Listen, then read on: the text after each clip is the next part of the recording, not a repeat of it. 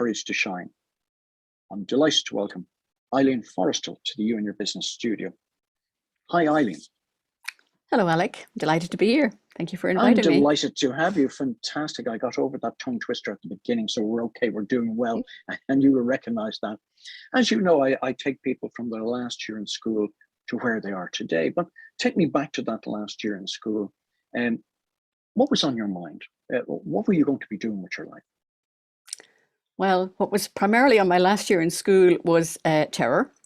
I knew I was leaving school, I was leaving the safety of school, and I was going to have to enter into the workforce. And for me, the workforce meant telephones.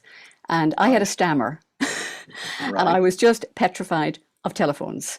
I had a summer job when I was, I think the year before, and in an office, and all I saw was telephones. And I thought, oh my goodness, how am I going to manage this?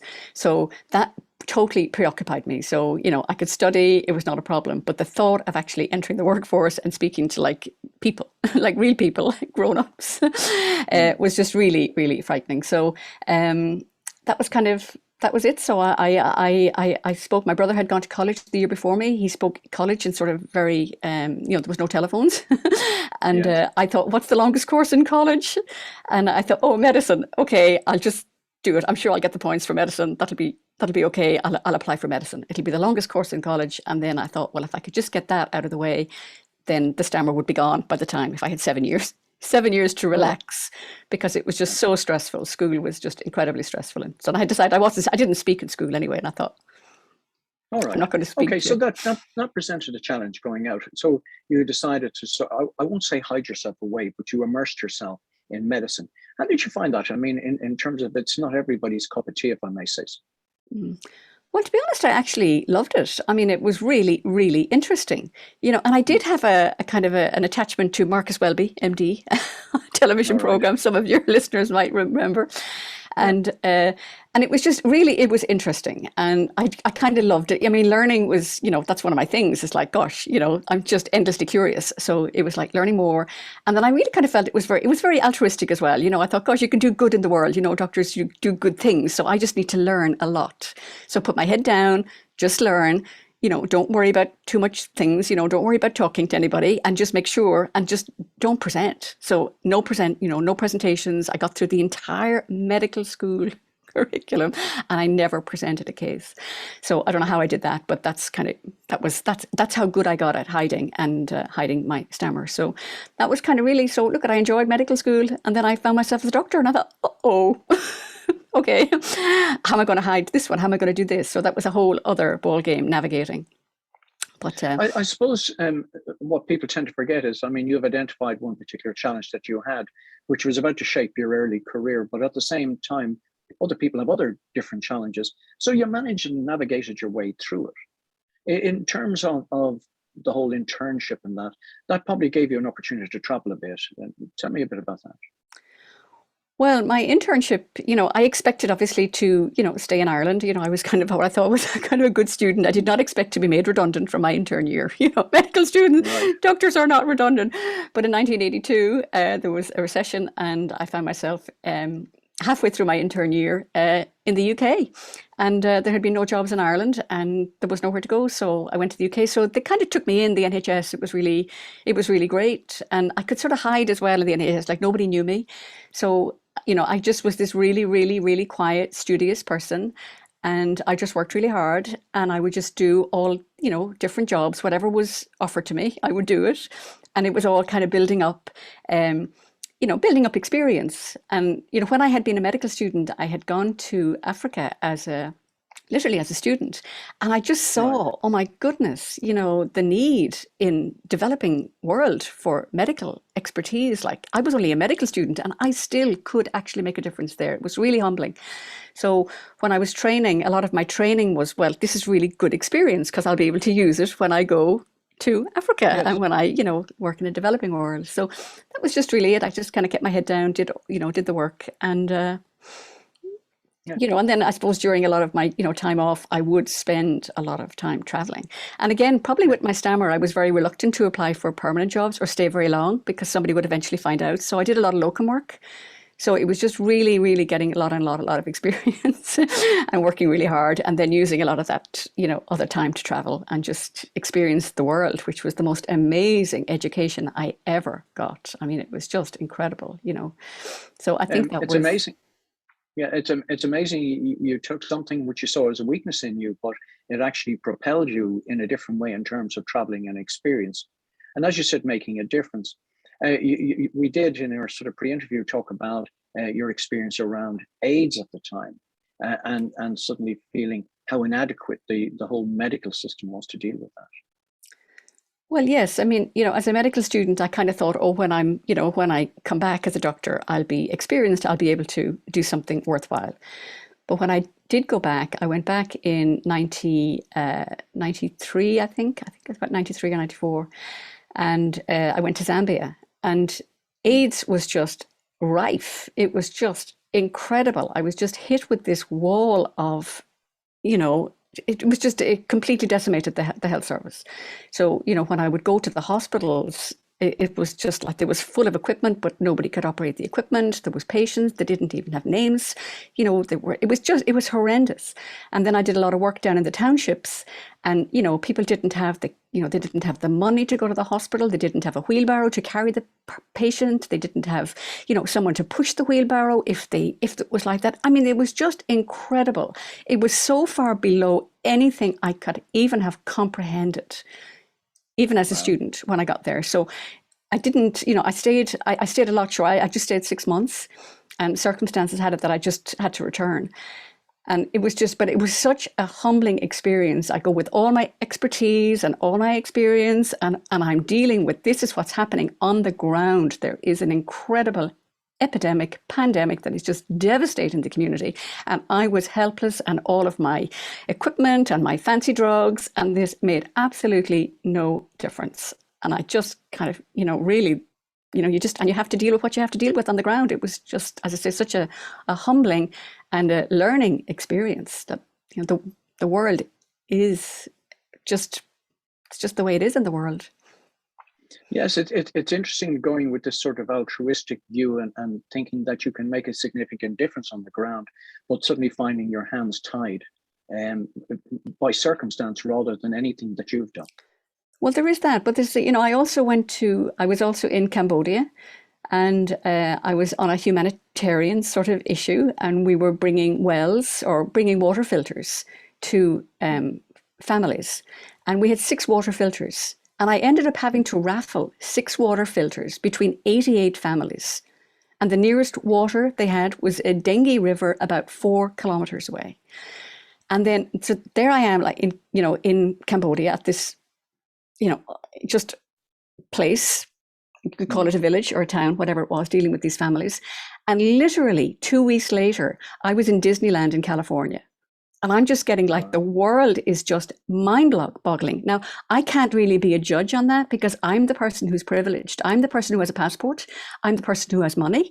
I'm the person who can be in Cambodia on a humanitarian issue 1 week, and then I can be in Disneyland 2 weeks later. But to me, I can experience the world the way it is for other people. Like, it's one way for me, but the way it is for other people is, it's like, until you walk in somebody else's shoes, we really have no idea. So as I say, traveling is just a really, really, being alive in the world today is just a really interesting experience. And if you're just joining us now, you're listening to me, Alec, on 103.2 Dublin City FM, where my studio guest is Eileen Forrestal. And just talking about that traveling, I mean, again, what you've identified very quickly is the gap between the first world and third world. And which most of us really don't have. Well, I've seen some of it myself in firsthand, but generally most of us have no idea of what that gap is like. And I suppose we take privileges for granted. Well, there is that. But, also having worked in general practice, I worked in general practice in the UK, there's also a division between first and third world experience in our countries. We don't have to go far. It's just that we get very comfortable in our own kind of zone and what we want and what we think we should have and what we expect. And then we get upset when we don't have it. But everybody's expectations are different, and everybody's experiences is different. So you learn a lot, as I say, in the world of general practice and in hospital medicine. when people actually are ill. So it's not just a geographical thing often. I think we shouldn't get too distracted by thinking we don't have problems in our own countries and that there isn't divisions, and that really, how can we support, like, whatever we're faced with, we have to keep our eyes and ears open and then say, is there something that we can do here? Is there something that will, help here, like here in front of me, without having to go? I don't have to go to Africa. I can actually do it, on my own doorstep. Yeah. Fantastic. In terms of from your medical career, you were going to specialize in a particular area. Maybe talk to our audience a bit about that and what sort of drove that in you. Okay, well, I suppose I specialised in anaesthesia, and I did it first, again, as part of my general practice training for when I went to Africa, for when I possibly came back.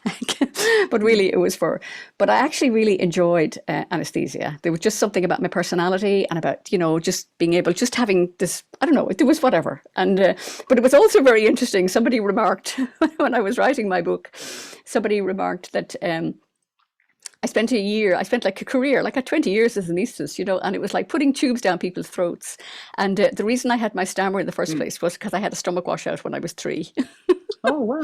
And it came after my 3, that episode when I was 3. So I never really learned how to speak properly, with that, because all that drama and excitement and fear and panic and whatever happened when I was that. So anyway, it was really interesting how I spent 20 years putting tubes down people's throats as an anaesthetist.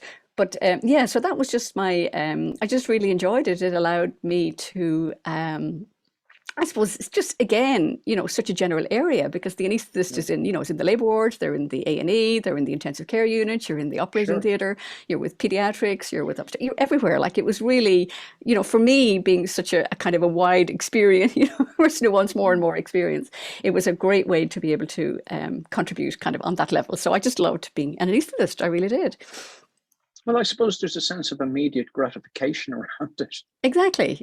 You could see something, I did work as a general practitioner for 2 years. I also worked in psychiatry, but, working, and you have to wait quite a long time, for, blood pressure to settle or something to, like you have to, whereas me, I like to see a kind of result now. I do like to see it now. I'm a bit of a now person.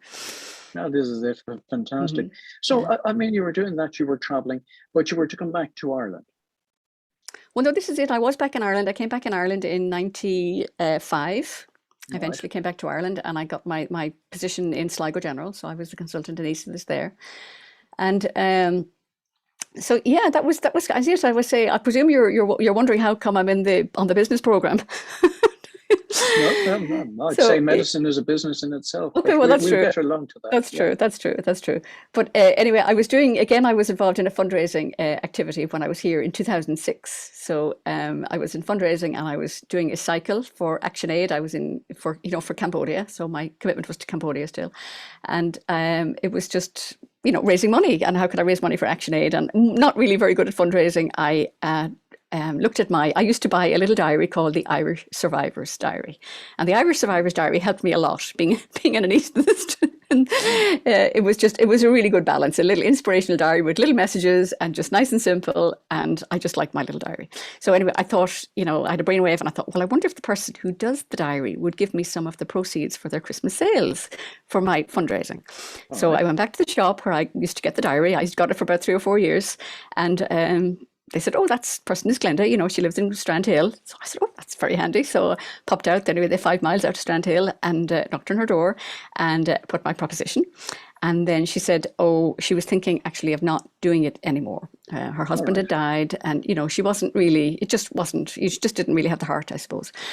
And I was kind of like, oh no, gosh, really? Please, it has to keep going. It has to. And then she said, well, was I interested in a partnership? And I thought, oh my goodness, really, what do I know about publishing or diaries or anything? I said, I'm a doctor, And I said, but okay, look, anything, I'll invest in it. I will become a partner. I'll do whatever it takes. That's fine. Just say yes, and we'll figure it out. So that's what I did. So in 2006 and 2007, then the first Irish Get Up and Go diary came out, and we've been kind of up and going ever since. I think we're up on like 500,000 books now over the last how many years, and we kind of send them everywhere. Maybe 40 countries we probably send them to.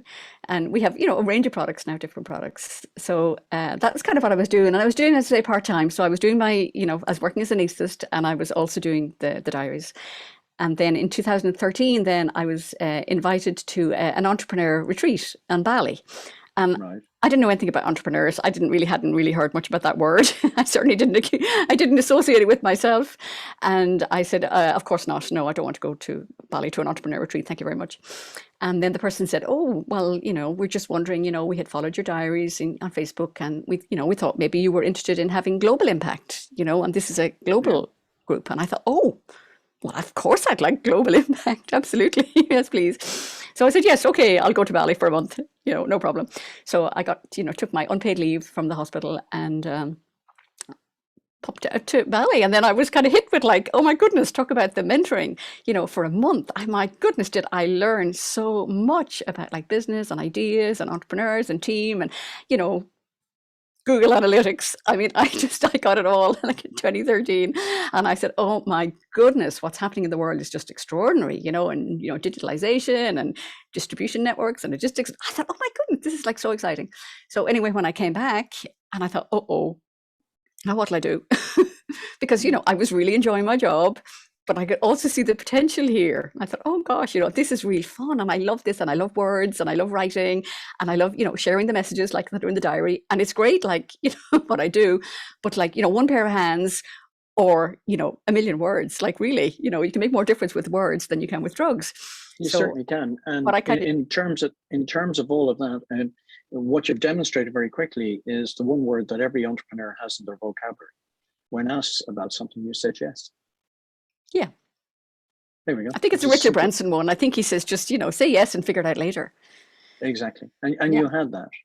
And if you're just joining us now, you're listening to me, Alec Drew, on 103.2 Dublin City FM, where my studio guest today is Eileen Forrestal. And we were just talking about Eileen's career to date in medicine and then into anesthetics and that whole world of speciality, then discovering a partnership, being on a course on entrepreneurship in Bali of all places. That's where I'd like to have learned entrepreneurship. But you now discovered a whole new world for yourself, and we're embracing it. Tell me how you felt about the challenges of that. Oh, well, to me, they didn't even seem like challenges. They just seemed like opportunities, you know, and it's like, well, what do you have to do there? And to me, it's like, who do I need to talk to? Who do I need to talk to about that? You know, somebody somewhere must know about that, because I don't. Right? So I don't give myself any illusions that I know stuff. So I'm quite happy to say, I don't know anything about that. Who's going to help me here? Or who's going to talk to? Or, you know, how can I get this done? So I don't like to ask the how question. There'll always be somebody else to tell me that they know who can figure out how. So I try not to do that. So I suppose there's just that. And then it's like, you know, I'm very much listening. I listen a lot as to what's happening. You know, when you grow up with a stammer and don't speak, you actually listen a lot. So I do listen to kind of what's out there kind of in the world and where people maybe are upset. And, you know, I listen to where people are, you know, what causes people to be upset and then unhealthy or whatever. So we're trying the diary, we try and have, you know, alter thinking from, you know, thinking that kind of causes more and more upset to thinking that actually has a new perspective. And you think, oh, well, if I tried this, or what about that? Or maybe if I gave that a go, or maybe it's not, you know, what I'm afraid of, or maybe if I didn't, you know, there's just a different way of looking at things. So I presume you've identified something there, which is very important, which a lot of entrepreneurs miss out, is the ability to listen. And while that was self-imposed on you, it probably became a very good strength for you. But yes, I think it's important. You know, you always sort of say you have to get listened to, especially in business, like what does the customer want? You know, what do people want? And people will actually tell you what they want. Like, you know, if they're in front of you, not everybody knows what they want sometimes. I mean, people, if you put two things in front of them, people can choose. It's like, oh, I'll have the blue one or the green one, right? Or I'll have both.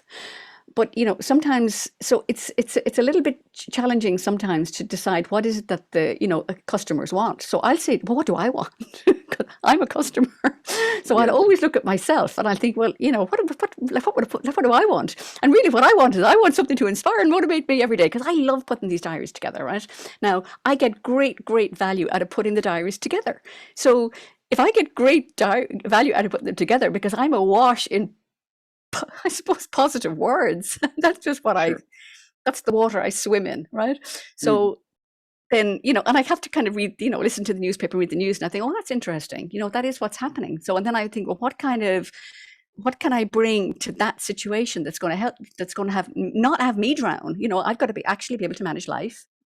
So this is what's happening. And then what can I, how can I look at it? Like even today, I'm just looking at today, looking at today's message, right? It just says join in and participate.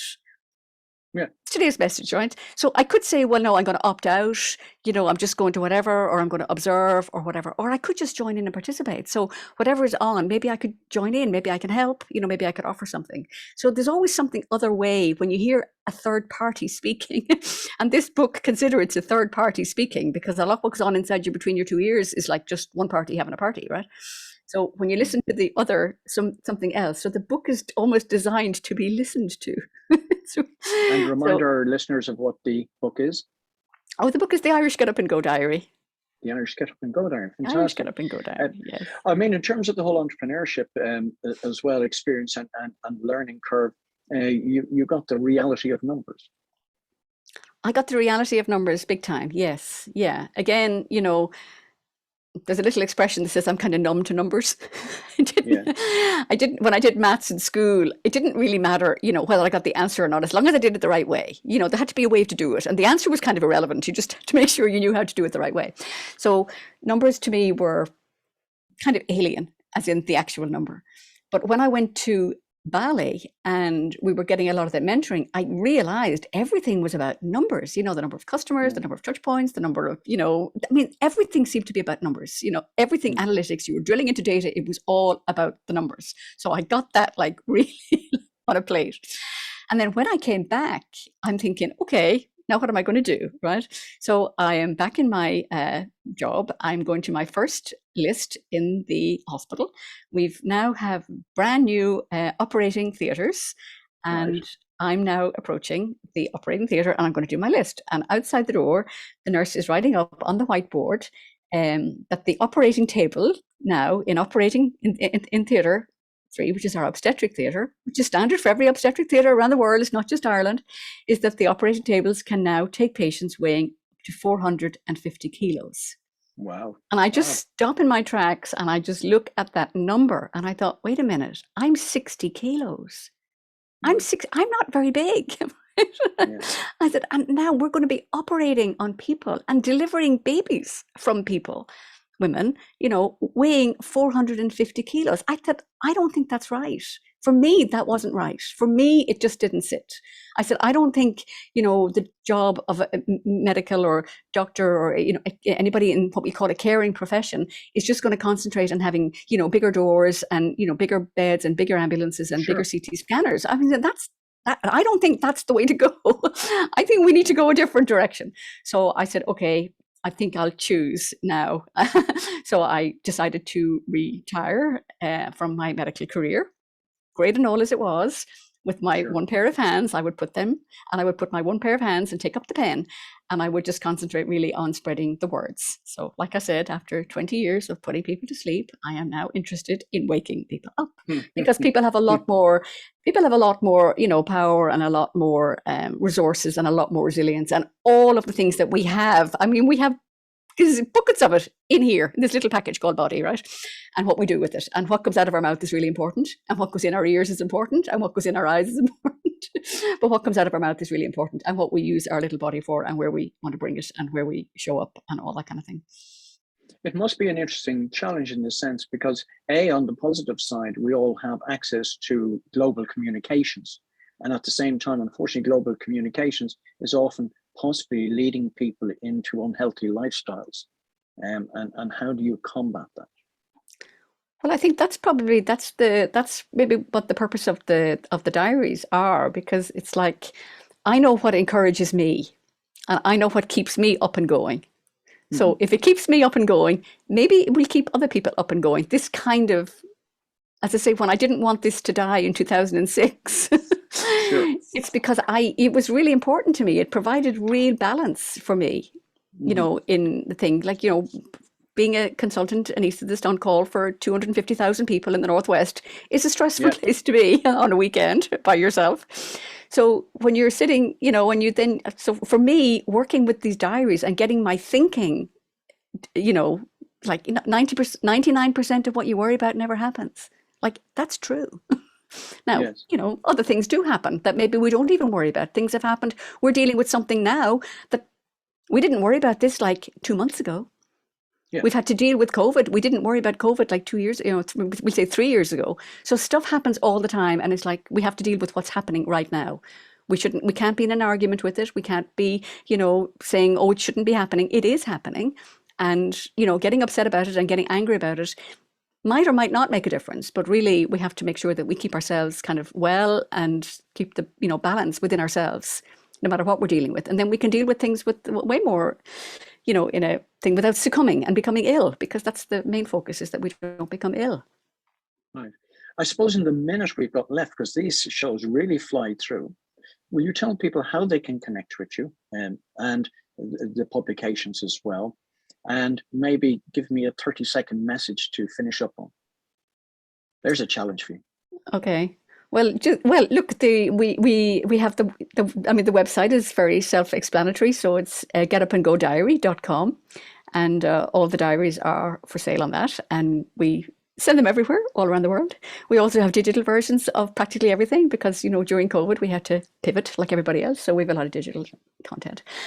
And then, really, I suppose as a message, maybe I'm going to let one of the products speak. So if I look at the Get Up and Go Diary, the Irish Get Up and Go Diary, what it says today, well, today it says commit to a healthy detox.